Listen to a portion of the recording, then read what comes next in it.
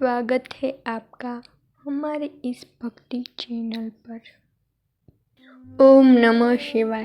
क्या आपने कभी सोचा है कि शिवलिंग पर दूध चढ़ाना ज़रूरी है या सिर्फ जल ही पर्याप्त है? क्या यह केवल परंपरा है या इसके पीछे कोई वैज्ञानिक और आध्यात्मिक रहस्य छुपा है? आज इस वीडियो में हम जानेंगे शिवलिंग पर दूध या जल क्या चढ़ाना श्रेष्ठ है। आइए जुड़ते हैं शिव तत्व की उस दिव्यता से जो सृष्टि के आदि और अंत दोनों का आधार है। शिव पुराण और स्कंद पुराण में बताया गया है कि शिव को जल अर्पण करना अत्यंत प्रिय है। शिवलिंग पर जल अर्पण से शांति, स्वास्थ्य और समृद्धि प्राप्त होती है।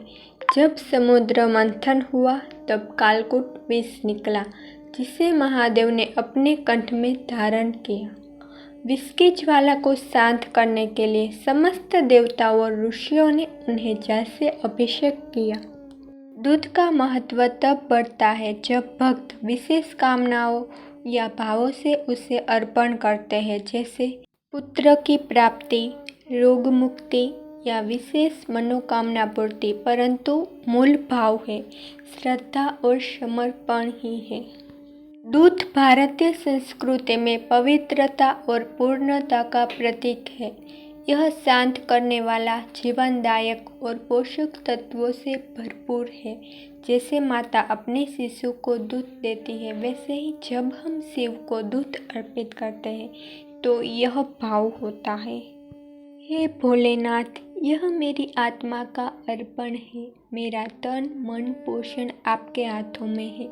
लेकिन ध्यान रखें, दूध कभी बर्बाद नहीं होना चाहिए।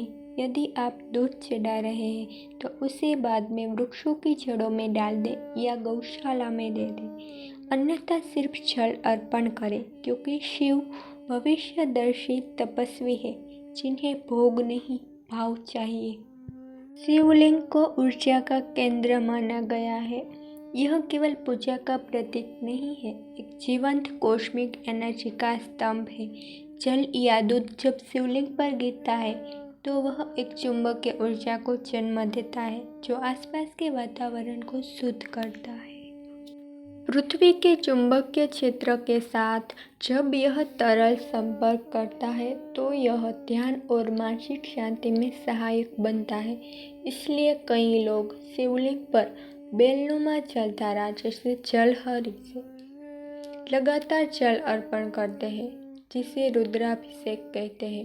अगर आप जल नहीं चढ़ा सकते तो बस ओम नमः शिवाय का जाप करें, क्योंकि शिव भाव के भूखे हैं, पदार्थ के नहीं। शास्त्रों में जल को जीवनदायिनी और दूध को पोषण करता कहा गया है। लेकिन यदि आपके पास विकल्प है तो गंगा जल, बेलपत्र, कच्चा दूध, शहद और दही से अभिषेक करें। परंतु यदि साधन नहीं है, सिर्फ शुद्ध जल और सच्ची श्रद्धा ही सबसे बड़ा प्रसाद है। शिव के द्वार पर कोई भेद नहीं है, ना जाति का, न धन का और न ही वस्त्र का, बस भाव होना चाहिए। तो आइए हम समझें, दूध या जल में कोई तुलना नहीं है। यदि दिल में प्रेम है तो बूंद पर जल भी सागर बन जाता है, और यदि दिखावे में भरा दूध है तो वह मात्र एक बहता तरल पदार्थ है। इस सावन, इस जीवन, जब भी आप शिवलिंग के पास जाए, बस एक बात कहे, हे महादेव, मैं तुझे अपने भाव देता हूँ, तो उसे जैसा चाहे स्वीकार करना। क्योंकि अंत में शिव तो वही है जो रुद्र भी है, भोले भी है, विस्तर भी है और कामनाओं के दाता भी है। ओम नमः शिवाय।